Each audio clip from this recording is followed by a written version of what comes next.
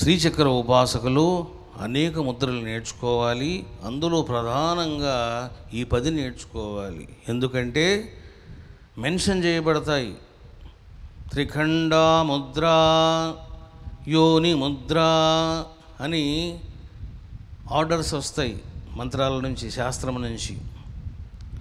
ఇప్పుడు త్రిఖండా ముద్ర మరి ఎలా వేయాలి?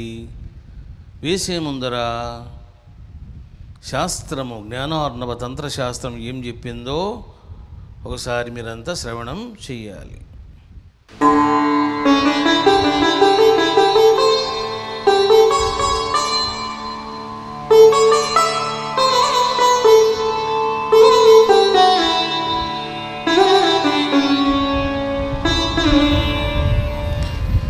పానిద్వయం మహేశాని పరివర్తన యోగతః యోజయిత్వా తర్జనీభ్యः మనామే వారయేత్ ప్రియే.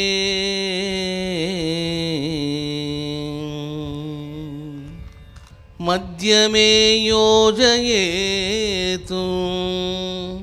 మధ్యమే కనిష్టే తదతః తథా అంగుష్టావాపి సంయోజ్య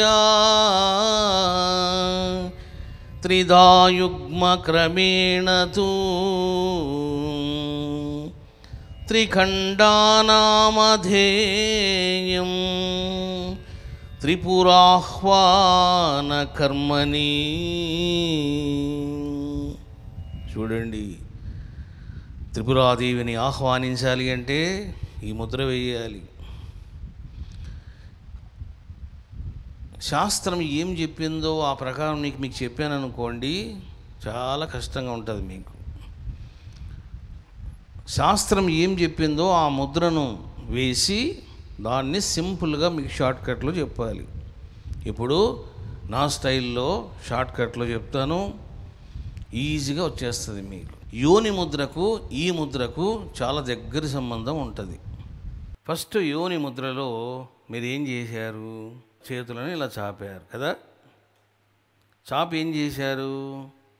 చిటికిన వేళ్ళను కలిపారు. ఈ చిటికిన వేళ్ళను లోపలికి లాగారు. ఇప్పుడు మీరు ఏం చేయాలంటే ఈ 2 చిటికిన వేళ్ళను ఇలా కలిపారు. మీరు లోపలికి లాగకుండా బయటికి ఇట్లా రిలీజ్ చేయండి. ఇప్పుడు యోని ముద్రలో మీరు ఏం చేశారు? రైట్ మీద లెఫ్ట్ ఇలా పెట్టారు. అది same, there is no change. ఇలా పెట్టి నెక్స్ట్ ఏం చేశారు? 2 మధ్యమ వేళ్ళను ఇలా పెట్టారు. ఇలా పెట్టి కలిపారు. ఇలా కలిపారు కదా. నౌ ఇప్పుడు ఇదిగో ఈ చిటికిన వేళ్ళను స్ట్రైట్గా హారిజంటల్గా స్ట్రైట్ చేయండి. మీరు యోని ముద్రలో ఏం చేశారు? దీన్ని నొక్కి పెట్టారు, దీన్ని నొక్కి పెట్టారు. అంటే అనామికలను తర్జనీ వేలుతో నొక్కి పెట్టారు. రైట్. ఇప్పుడు ఈ 2 బొటన వేళ్ళు ఉన్నాయి. ఈ 2 బొటన వేలని వర్టికల్గా హారిజంటల్గా ఉంచండి. ఇదిగో ఇదే త్రిఖండ ముద్ర. ఇదొకటి. ఇదిగో ఇప్పుడు చిటికిన వేళ్ళు ఇట్లా హారిజంటల్గా స్ట్రైట్గా ఉండాలి. బొటన వేళ్ళు వర్టికల్గా స్ట్రైట్గా ఉండాలి. ఇది స్టిఫ్గా పట్టుకోవాలి. ఇదిగో దీన్ని త్రిఖండ ముద్ర అని అంటారు.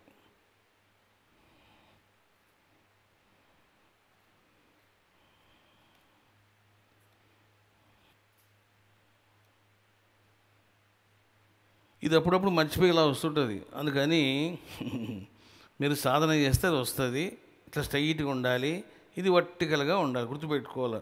Horizontal straight, vertical straight. So దీన్ని త్రిఖండ ముద్ర అని అంటారు.